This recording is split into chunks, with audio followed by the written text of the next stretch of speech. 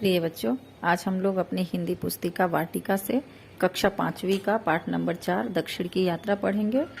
यहाँ पर आप ध्यान से देखिए, एक छोटा सा बच्चा है जो अपने मित्र को पत्र लिख रहा है और वो उस पत्र में अपने दक्षिण की यात्रा का वर्णन किया हुआ है। दक्षिण की यात्रा मतलब दिशाएं 4 होती है, पूर्व, पश्चिम, उत्तर, दक्षिण। तो दक्षिण दिशा में जब वो घूमने गया है, वहां पर कन्याकुमारी जो कि केरल में स्थित है, वैसे जगह पर घूमने गया है और वहीं का चर्चा इस पत्र में किया है। यहाँ पर पाठ परिचय में आपको बता दूं कि जब हम कभी यात्रा पर जाते हैं तब उस यात्रा का वर्णन अपने मित्रों और घर के अन्य सदस्यों से करते हैं। बताया जा रहा है कि जिस तरह से हम कहीं भी घूमने जाते हैं तो अपने घूमने का वर्णन अपने मित्र से या अपने घर के सदस्यों से करते हैं। इस पाठ में भी एक बच्चा अपनी कन्याकुमारी की यात्रा के बारे में अपने मित्र को पत्र लिखकर बता रहा है। मैंने आपको पहले ही कहा कि यहाँ पर आप ध्यान से देखिए, चित्र में एक बच्चा पत्र लिख रहा है और पत्र में चर्चा कर रहा है कि मैं कन्याकुमारी घूमने गया था, जो कि दक्षिण में है, केरल में स्थित है। वहीं के बारे में इस पाठ में बताया गया है। अब आगे देखना है कि बच्चा पत्र में क्या लिख रहा है। बच्चा लिखता है कि प्रिय कमल, बहुत दिनों से तुम्हारे साथ फोन पर बातचीत नहीं हो सकी। इस बीच अगर तुमने कोई पत्र लिखा होगा तो वह भी मुझे हस्तगत नहीं हो सकता था। हस्तगत मतलब हुआ प्राप्त होना, हाथ लगना, मेरे हाथ में नहीं लगा। वो बता रहे, एक बच्चा है जो अपने प्रिय मित्र कमल को पत्र लिख रहा है और वहां उसमें लिख रहा है कि बहुत दिनों से तुमसे फोन पर भी बातचीत नहीं हुई, अगर तुमने कोई पत्र भी मुझे लिखा होगा तो मुझे हस्तगत नहीं हुआ, यानी मुझे नहीं मिला, मुझे मेरे हाथ नहीं लगा, क्योंकि मैं घूमने आया हूँ। दरअसल मैं अपने शिक्षक और सहपाठियों के साथ दक्षिण भारत के लगभग अंतिम छोर की यात्रा पर आया हूँ।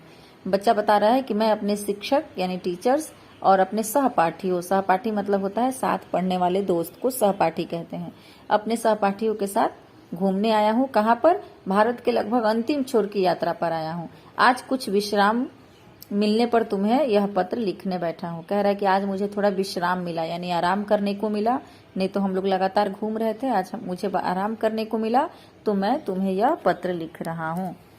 आज से 1 सप्ताह पहले हम कन्याकुमारी पहुंचे थे। मुंबई से कन्याकुमारी की यात्रा हमने रेलगाड़ी से की।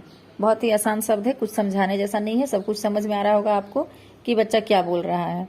रेलगाड़ी से गए थे वो लोग, कहाँ गए थे? कन्याकुमारी गए थे। यात्रा के दौरान नारियल और ताड़ के पेड़ों की कतारें देखकर मन प्रफुल्लित हो गया। प्रफुल्लित मतलब होता है बहुत ही खुश हो जाना, आनंदित होना। तो कह रहा है कि जब हम ट्रेन से यात्रा कर रहे थे, रेल से यात्रा कर रहे थे, तो रास्ते में हम लोगों को नारियल का पेड़ जो दिख रहा था वो देख करके हमारा मन बहुत ही प्रफुल्लित हो रहा था, आनंदित हो रहा था, खुश हो रहा था। हरे भरे खेतों के बीच में दिखते छोटे बड़े मकान बहुत सुंदर लग रहे थे और जो छोटे बड़े बीच बीच में मकान दिख रहे थे वो भी बहुत अच्छे लग रहे थे। कन्याकुमारी भारत का दक्षिण छोर है। कह रहे कि कन्याकुमारी जो है वो भारत के दक्षिण छोर पर स्थिर है।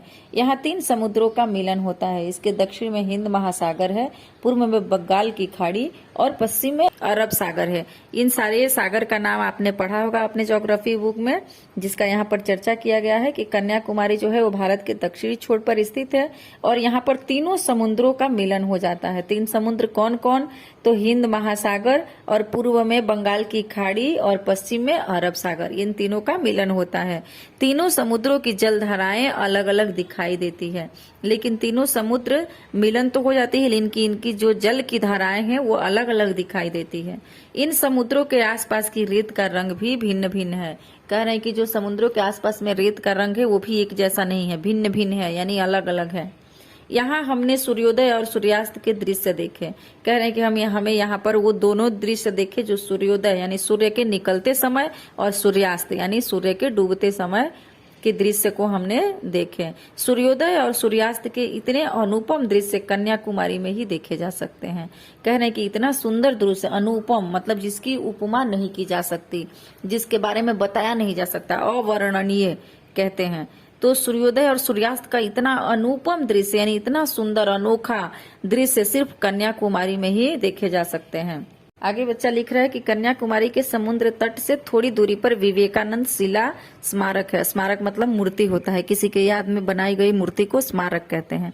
तो कह रहे हैं कि कन्याकुमारी के समुद्र तट से थोड़ी दूरी पर, थोड़े दूर आगे जाकर के विवेकानंद शिला स्मारक है। विवेकानंद का नाम आप लोगों ने सुना होगा। यहाँ स्टीमर से पहुंचा जा सकता है। स्टीमर मतलब शिप, पानी जहाज जिसको बोलते हैं, शिप का छोटा वर्जन।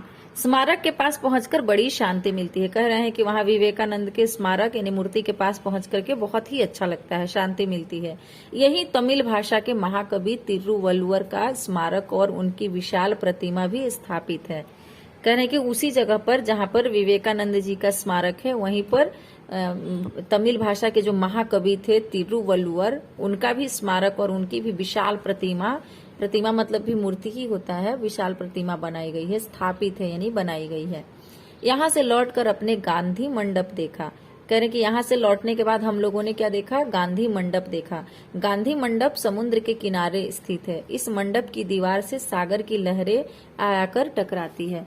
बहुत ही अच्छा गांधी मंडप भी वहां बनाया गया था, जो कि कहाँ स्थित है? समुद्र के किनारे पर स्थित है। वहां पे समुद्र की लहरें आया करके टकराती है।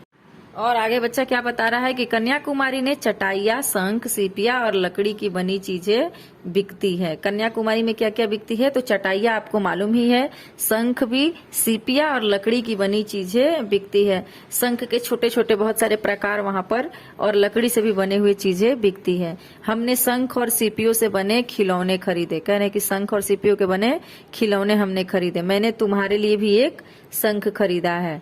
और बच्चा बता रहा है कि मैंने तुम्हारे लिए भी एक शंख खरीदा है। शंख तो आप लोग को मालूम होगा, पूजा करने के बाद जो सफेद कलर का होता है, पूजा में ज्यादातर उसका इस्तेमाल किया जाता है। पूजा करने के बाद हर एक पूजा के पाठ के बीच बीच में उसे हम बजाते हैं, उसे शंख कहते हैं। और इतना कह करके वो बच्चा पत्र को खत्म करता है, लिखता है लास्ट में कि तुम्हारा अभिनव। पत्र लिखने वाले बच्चे का नाम है अभिनव। इस प्रकार से हमने देखा कि इस पाठ में बहुत ही रोचक चीजों का वर्णन किया गया है, जो पढ़ करके बहुत ही अच्छा लगा। धन्यवाद। आगे कहीं कुछ समझ में ना आए तो आप लोग मुझसे कमेंट्स द्वारा जरूर पूछिए। कठिन शब्दों पर ध्यान देते हैं। हस्तगत होना यानी प्राप्त होना, हाथ लगना। सूर्योदय यानी सूरज का उगने का समय को सूर्योदय कहते हैं। अनुपम यानी सुंदर। स्मारक यानी किसी महत्वपूर्ण व्यक्ति या घटना की याद दिलाने वाली निशानी को स्मारक कहते हैं। प्रफुल्लित मतलब प्रसन्न, प्रतिमा मतलब मूर्ति, स्थापित मतलब बनाया गया।